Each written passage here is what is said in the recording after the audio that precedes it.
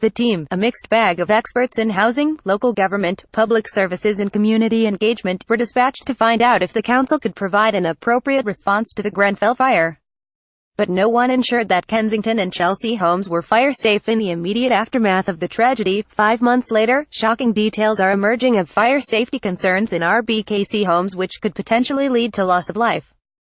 Samia Badani runs a Grenfell residents group and says, "We do not understand why after 5 months the council cannot take any interim measure to guarantee fire safety, including suspending all health and safety functions of the TMO tenant management organization. Local authority environmental health inspectors should assess fire safety and hazards of all council property immediately and bring this function in-house.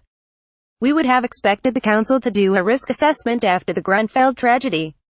Some 6,500 fire doors are now scheduled for inspection and possible replacement following an investigation last week by LBC. Residents' associations in North Kensington say that their buildings are still dangerously compromised by defective construction and failing fire safety measures, yet astonishingly RBKC Council leader Elizabeth Campbell told The Independent last week that resident safety was not the council's responsibility while housing remained under control of the Kensington and Chelsea TMO.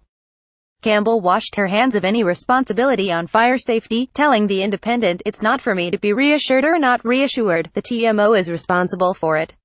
But Javid told MPs that the task force is satisfied that RBKC, under its new leadership, recognizes the challenges it faces and is committed to delivering a comprehensive recovery program. For that reason, the task force does not see any practical advantage in further intervention at this time as it would risk further disruption.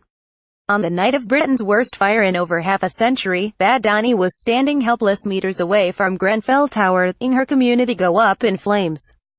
She still lives within meters of Grenfell Tower, like thousands of others in the tight-knit community around the Lancaster West estate. The building was the first thing she saw as she opened her door in the morning. The majority of the familiar faces in the streets, or waiting with her at Latimer Road Tube on their way to work, are directly affected by the events that took place on that fateful summer night. In the aftermath of the fire, Badani joined the community relief operation. It was left to an army of residents, volunteers and charities to provide immediate support to victims, survivors and each other in the hours and days after the fire as agencies struggled to respond. For 5 months, money poured in and promises were made. The cash has not yet reached many survivors, and Theresa May's promises to quickly rehouse the displaced have been broken.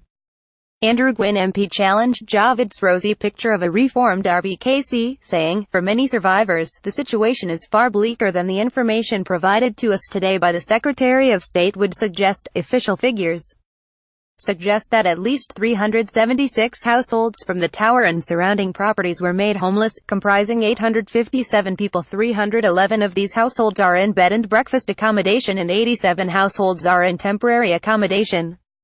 The Central and West London Mental Health Trust has become the largest trauma service in Britain, according to chief psychologist Dr. John Green. Health professionals estimate that around 11,000 people in the wider Grenfell area could be affected. In the days after Grenfell, Badani found herself speaking out at meetings, lobbying councillors, MPs and the leadership of the council. "We will never go back to how it was before," she says. "They don't represent us, they don't represent our interests. Whatever we did on June 14th, it worked. We delivered nothing short of a public service. We need to keep doing that. It worked and we need to be trusted to run, plan and deliver services our way. It's how we need to move forward. It is the only way forward." Across the various communities coexisting in Lancaster West, there is a sense of waiting and increasing frustration. If there is a metaphor, it is of an abused partner who finally snaps and demands control of their own destiny. Badani says, "What happened woke up this community and it now feels empowered. That's the change." Councillor Mary Wheel sits on Grenfell Response Scrutiny Committee. She told The Star that the fire safety of all blocks of flats of 10 stories or more is being comprehensively reviewed by a specialist fire consultancy.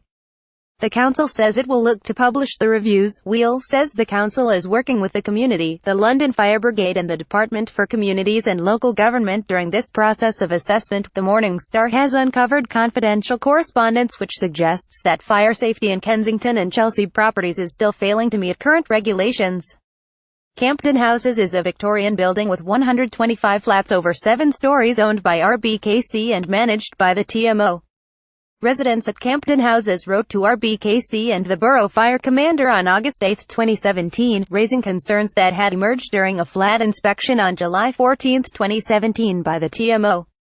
The concerns were passed to the fire safety team leader for Kensington and Chelsea at London Fire Brigade. Correspondence seen by the Star shows that Campden Houses residents were advised that, although the only fire exit to the buildings was locked, they were safe. Resident Gordon Futter says, "Access to the roof was our fire escape. The TMO, without consultation, chose to lock the doors and remove the fire exit signs because it was easier for them to lock the fire escapes rather than deal with the antisocial behavior of squatters, illegal tenants. In some cases, these issues have been ongoing over 9 years."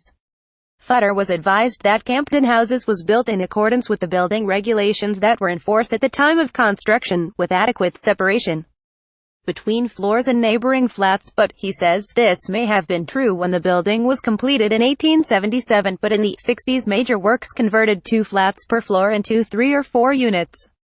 "We believe that the compartmentation between the floors was compromised at this time.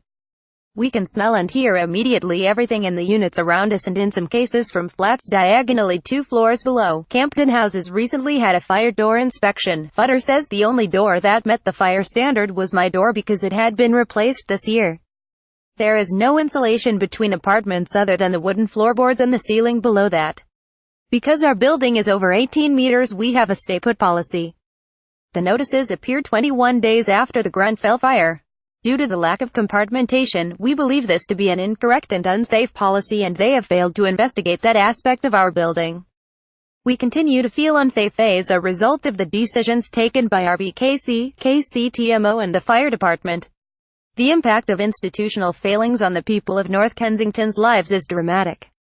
Badani explains, "We are walking to what we had before. The power balance needs to change. It's like being in an abusive relationship. We can't leave them, we can't leave our homes. The council provide for every aspect of our lives." She says, "For 20 years, you don't have a voice and we didn't realize we were being abused. We gave the council the benefit of the doubt. We are still waiting on something tangible for us to hold on to. A rare hope that there is a change, real change. Where is the change?" The Morning Star was unable to obtain any response to our questions from the TMO or RBKC.